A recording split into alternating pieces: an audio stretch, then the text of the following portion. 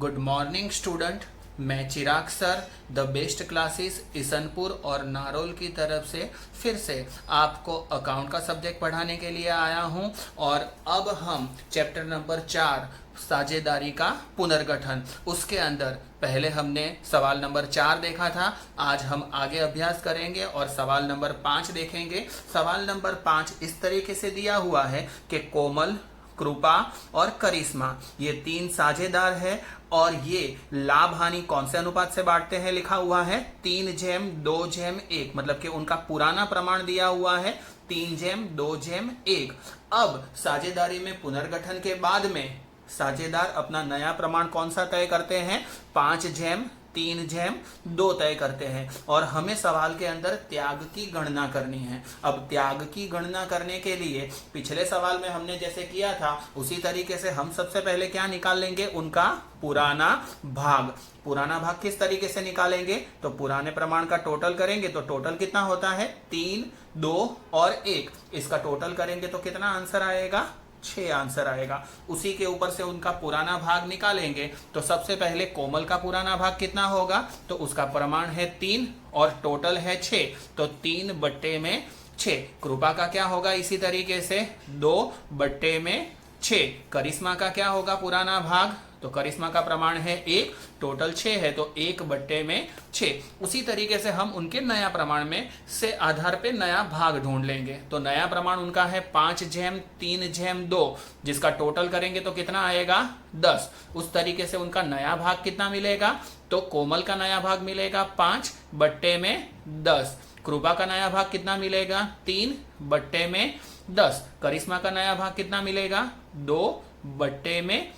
इस तरीके से हमें साझेदारों का पुराना भाग और नया भाग मिल जाएगा। अब हम साझेदारों ने किए हुए त्याग की गणना करें तो साझेदारों ने की त्याग की गणना। त्याग का सूत्र क्या है, पुराना भाग माइनस नया भाग। पुराने भाग में से नया भाग क्या कर देंगे, माइनस कर देंगे। सवाल को हल करने के लिए हम क्या करते हैं, सबसे पहले जो जो साझेदार हैं उनके नाम लिख देते हैं। तो सबसे पहले कोमल, तो कोमल का नाम लिख दिया, उसके बाद में कृपा और उसके बाद में करिश्मा। तीनों का नाम लिखने के बाद में उनका पुराना भाग लिख देंगे। तो पुराना भाग लिखेंगे तो कोमल नाम की साझेदार है, उसका पुराना भाग है 3/6। कृपा जो है उसका पुराना भाग है 2/6 और करिश्मा जो है उसका पुराना भाग कितना है 1/6। उसके बाद में माइनस की साइन कर देंगे। तो सबके आगे हमने क्या कर दी, माइनस की साइन कर दी। माइनस की साइन करने के बाद में सूत्र के आधार के ऊपर से अब हमें क्या करना है, उनका नया भाग लिखना है। तो उनका नया भाग लिखेंगे तो नया भाग क्या है 5/10 कोमल का भाग है। कृपा का नया भाग कितना है 3/10 और करिश्मा का नया भाग कितना है 2/10। तो सबका पुराना और नया भाग लिखने के बाद में अब हम क्या करेंगे, नीचे दी हुई जो रकम है उसका गुणा करेंगे और ऊपर की रकम के साथ क्रॉस गुणा करेंगे। तो क्रॉस गुणा करेंगे और नीचे की रकम का गुणा करेंगे लसब के आधार के ऊपर। तो नीचे क्या होगा 6 और 10, इन दोनों का गुणा करेंगे तो बट्टे में आंसर कितना आएगा 60। और क्रॉस गुणा करेंगे मतलब कि चौकड़ी गुणा करेंगे तो 10 को 3 से गुणा करेंगे तो 30, बीच में माइनस की साइन हो जाएगी। और 6 का 5 से गुणा करेंगे तो भी कितना आंसर आएगा 30। अब क्या करेंगे, 30 में से 30 माइनस करेंगे तो ऊपर की तरफ आंसर 0 आएगा और बट्टे में 60 के 60 रहेंगे। अगर ऊपर की तरफ आंसर 0 मतलब कि 0 आ रहा है तो समझ जाने का कि कोई भी साझेदार त्याग या लाभ ले रहा नहीं है। मतलब क्या हुआ कि कोई साझेदार त्याग भी नहीं कर रहा है, मतलब कि कोमल नाम की जो साझेदार है उसका आंसर 0 आता है। मतलब कि कोमल ने ना त्याग किया ना लाभ हुआ उसको। उसी तरीके से हम कृपा की गणना करेंगे तो कृपा के अंदर भी बट्टे में जो रकम लिखी हुई है 6 और 10 उन दोनों का गुणा करेंगे तो आंसर कितना आएगा 60 आएगा। और बाकी जो ऊपर की तरफ है वो चौकड़ी गुणा करेंगे। तो क्रॉस गुणा करेंगे तो 10 और 2 का गुणा करेंगे तो कितना आंसर आएगा 20 आएगा। बीच में क्या रखेंगे, माइनस की साइन।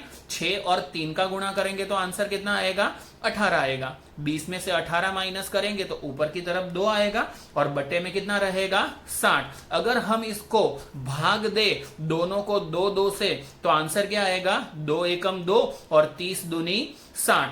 आंसर किस में आ रहा है, प्लस में आ रहा है, और प्लस में आंसर आ रहा है, इसीलिए जब त्याग की गणना करते हैं तो त्याग मिलता है, प्लस में आंसर आएगा, तो त्याग की गणना करते हैं तो क्या मिलेगा, त्याग मिलेगा। अब नेक्स्ट साझेदार की गणना करें, मतलब कि करिश्मा की गणना करें, तो करिश्मा में भी सेम गणना करेंगे। नीचे 6 और 10 का गुणा करेंगे तो कितना हो जाएगा, 60 हो जाएगा, और ऊपर की तरफ गुणा करें तो 10 का 1 से गुणा करेंगे तो 10, बीच में माइनस की साइन रखेंगे, 6 और 2 का गुणा करेंगे तो कितना आंसर आएगा, 12। 10 में से 12 माइनस कर देंगे तो माइनस में 2 आएगा, और बट्टे में कितना रहेगा, 60 रहेगा। अगर इसको भी हम ऊपर नीचे 2 से भाग दे तो 2 एकम 2, और नीचे 30 दूनी कितना हो जाएगा, 60 हो जाएगा। पर देखो स्टूडेंट, यहां पर आंसर जो दिया है वो किसके अंदर है, माइनस में आंसर है, और माइनस में आंसर दिया हुआ है, और हम गणना किसकी कर रहे हैं, त्याग की गणना कर रहे हैं, इसलिए ये हमें क्या है,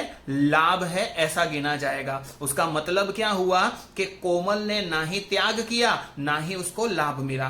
कृपा नाम की साझेदार है, उसने 1/30 का क्या किया, त्याग किया, और करिश्मा नाम की साझेदार है, उसने -1/30, माइनस में आंसर आ रहा है, मतलब कि उसने 1/30 जितना क्या किया है, लाभ किया है, ऐसा गिना जाए।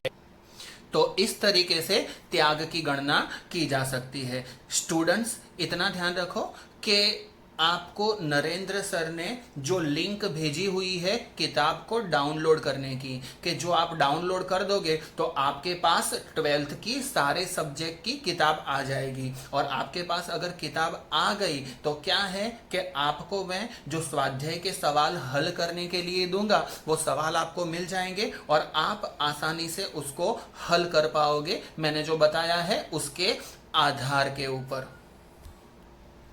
अगर आपको घर पे सवाल करने के अंदर कोई भी समस्या हो रही है तो आप मुझे पर्सनली कांटेक्ट कर सकते हो, मैं आपको वो सवाल पर्सनली समझा दूंगा।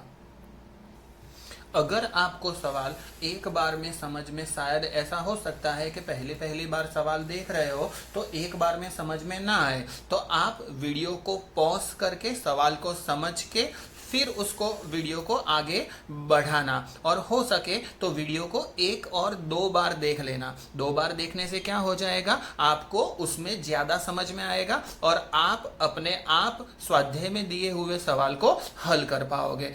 Thank you student.